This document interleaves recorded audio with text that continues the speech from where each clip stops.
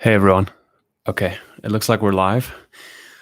Um, Earlier this week, I was visiting a hotel for work, and while at the hotel, I was teaching a class on first aid, which is actually one of the things I do for a living. I teach first aid, and we were talking about the test that you'd have to write at the end of the first aid course. And basically, at the end of the course, you're either competent or not yet competent. Competent, obviously, meaning you pass. Not yet competent, meaning you don't know the work well enough, and so you fail. And one of the clients in the class asked me, why do we use the word not yet competent, or why do we use the term not yet competent instead of just telling someone that they failed? And I told him that I'm actually perfectly okay with using the word fail. I mean, if somebody is not sure what I mean by not yet competent, if there's a little bit of ambiguity, I'll just say, unfortunately, it means you failed, right? And I don't enjoy saying that, but sometimes, if the person doesn't know first aid, you can't really just give them a thumbs up. They might go out there and kill someone, right? So this then sparked an interesting conversation where he said to me, well, he'd be too scared to tell his son, you failed, because his son would get sensitive and be upset that he would use such harsh language. And the idea of the word fail being harsh language sort of surprised me. And so we started having this discussion where I said to him, when I was younger, my parents used to tell me, I used to come home, maybe someone had said something rude to me, or someone had insulted me in some way. I would say, Mom, Dad, this person was so mean to me. And my mom would say, Dylan, sticks and stones may break your bones, but words will never hurt you.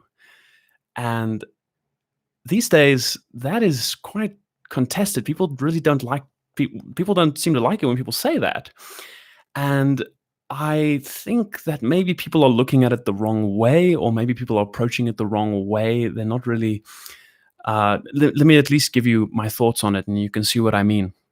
So I don't think sticks and stones may break my bones, but words will never hurt me means that we should just let people verbally abuse us, right?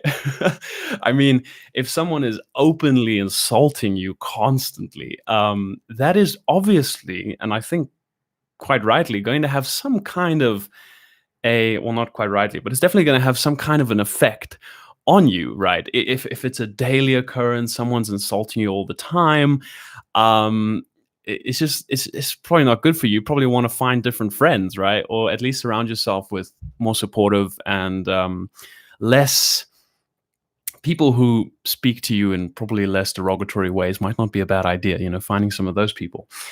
And in some ways, when people are opposed to sticks and stones may break my bones, they're sort of saying that by saying that, it's almost like you're excusing or you're accepting other people's negative words. You're making it okay because, well, you can say whatever you want.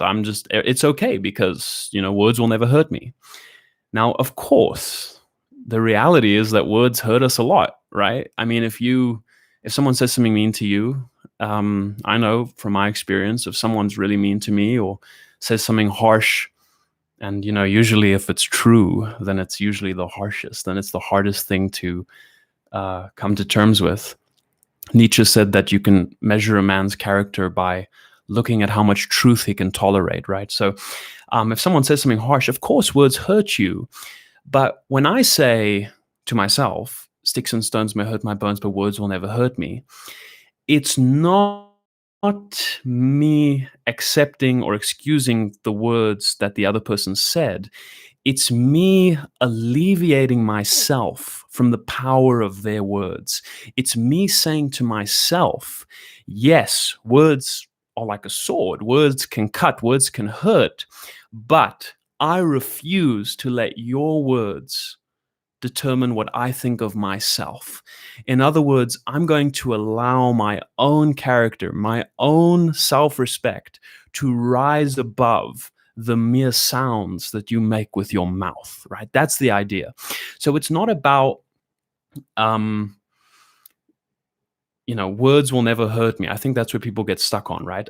It's not about the fact that because words will hurt you, but I don't think the solution is to say to the other person, therefore you shouldn't say those words. And that I'm not even really speaking morally at this point. I just mean practically, right? I mean, if I have to go to every single person and tell them, that specific word you used, please don't use that again in the future. First of all, if that person is constantly insulting me, I should probably just find a new friend to begin with. And then if I feel that,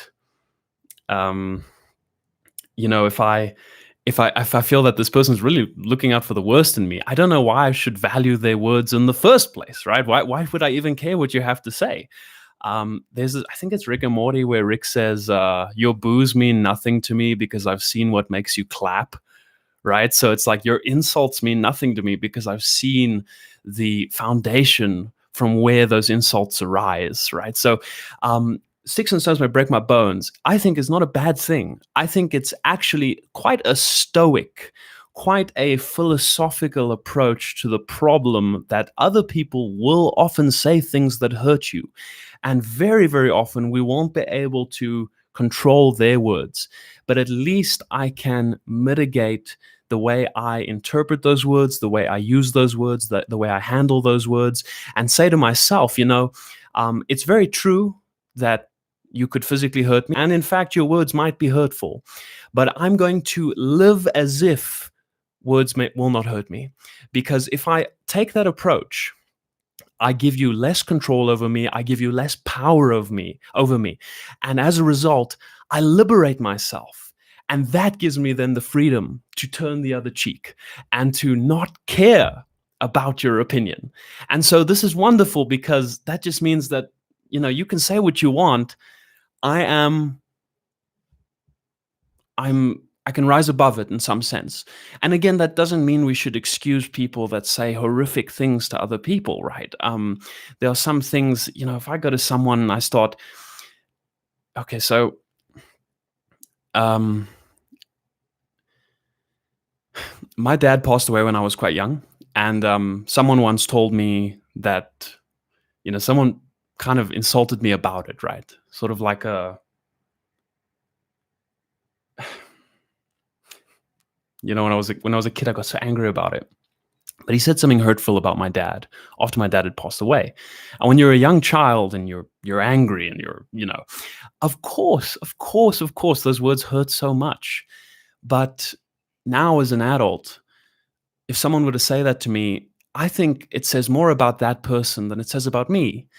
And I shouldn't lower the quality of how I treat another human being because of the simple sounds they make with their mouth, right? And I explained this to this gentleman who was attending my class. And I said, to hold a child who is such a sensitive thing, to hold a baby that is so sensitive, and then to raise that child into thinking that, not only are you already sensitive, but you should be even more sensitive to other people's words, the sounds they make with their mouths. I think in some ways that holds us back. And I think just a healthier attitude, and one that will actually help the child in the long run, is to say, yes, words do hurt, but take the approach that, sticks and stones may break my bones, but words will never hurt me. I rise above your words, and I choose not to define myself based on the words you use, but I choose to define myself based on who I know I am in my own identity, wherever I might find foundation in my identity. So yeah, I just wanted to share some thoughts on sticks and stones may break my bones. I don't think that the phrase itself is a problem. I think perhaps the way we've been interpreting it maybe needs some rethinking and some re-revision. Thanks so much for watching. I hope you enjoyed this short little segment. If you'd like more videos like this, let me know. I'll be sure to upload more. I'll be sure to go live a lot more. I'm doing this one private just so that I can test the live streaming. This is a new camera. It's not the best camera, but at least you can see my face, right? And once I see that all the equipment's working and the live stream is effective, I'll start doing more live streams. And then I'm working on a new video right now at the moment. It's a Lord video on... Okay, so if you're watching this, you're going to hear what the video is about. I've had some polls. A lot of people guessed it's supercut. It is in fact Supercut. So I will be doing a Lord video, a song analysis of Supercut. I'm about a quarter way through with it. I don't get a lot of time. I do work a full-time job. I do have to support myself. And for that reason, I try in the evenings, I try early mornings to get the work done, and especially on weekends, like right now, making videos and writing scripts, etc. Thank you so much for the support, everyone. I really appreciate the time that you take to watch my videos and to write comments and give me feedback.